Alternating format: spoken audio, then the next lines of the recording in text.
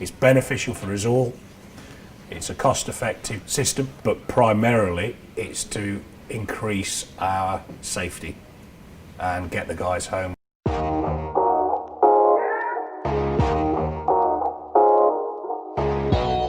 We were basically spending all of the premium and more, and we needed to do something about it. I was given the remit to start looking at what we could do to reduce incidents, reduce damage to vehicles, etc. And the risk element there was enormous, and there wasn't anything on the market that we'd seen that was driver behaviour. So it was first and foremost was reduction of risk. We were one of the first companies to be accredited to the FORS scheme in London. The Transport for London FORS is Freight Operator Recognition Scheme, and part of that accreditation was a free trial of GreenRoad. So we put it into 18 vehicles down in an operation in the southwest of the UK, and ran it for 6 months, and compared the results to the previous 6 months and the comparative 6 months the year before. So we got seasonal changes and what have you. And we saw a 14% reduction in fuel efficiency. During that time, we had 2 incidents reported, both minor. We report all incidents, irregardless of how severe or how minor they are, compared to 18 the previous 6 months. So that gave us a perfect kind of endorsement to put out a business proposal, and that's when we went out to tender. And GreenRoad obviously won the tender, and we installed across the entire fleet in the UK and Ireland. Saw the results on the return on investment within eight months, which was part of the programme. The reduction of risk was paramount.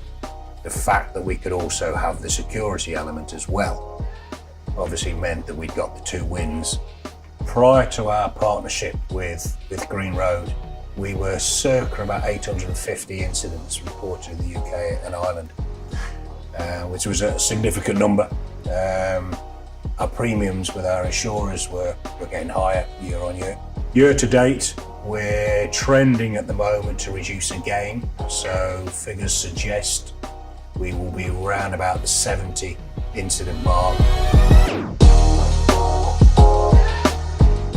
When we presented what we got to customers during tenders or annual reviews, they were very impressed as well.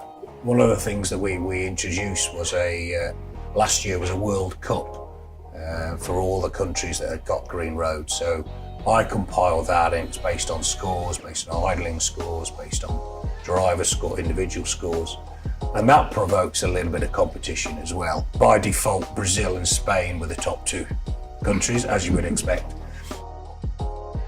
It's how quickly they can get engaged.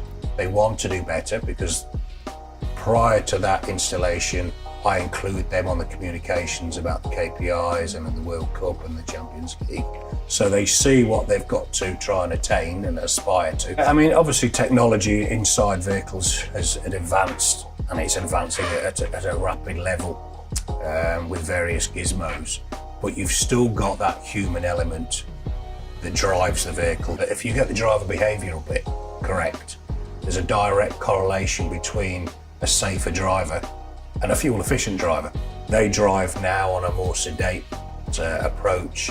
They're looking at the road ahead, they're predicting the traffic lights, they're predicting kind of hazard perception, etc., etc. So that has become their immediate style of driving. Other vehicles aren't driving into us as much as they were, which would suggest our drivers' hazard perception and their driving style and their standards has improved, that their hazard perception now reduces that risk. The management like it. It's a user-friendly system, from a dashboard, from a detail, from reports, from bespoke reports. And then the drivers actually quite like it, because it's a change, but they feel as though the elements that it brings makes them feel a little bit more safer. It makes them feel a little bit more less stressed, because they see the benefits about it. They enjoy using it From a safety perspective, those drivers, the road risk has been reduced significantly, so standard of service. On-time delivery is obviously a requirement, so that's factored in. But also the whole demeanour and well-being of the driver. They feel better, they feel less pressurised in a high-pressure situation of driving in a city. Predominantly between 8 and 14% fuel efficiency improvements, depending on location, depending on country. Biggest areas I think were Brazil, that were best part of 14% reduction, but generally, give or take, the average is about 10%. The premiums with the insurance, in those first 5 years, we reduced by 36% year on year, so it was a win-win. It's superb.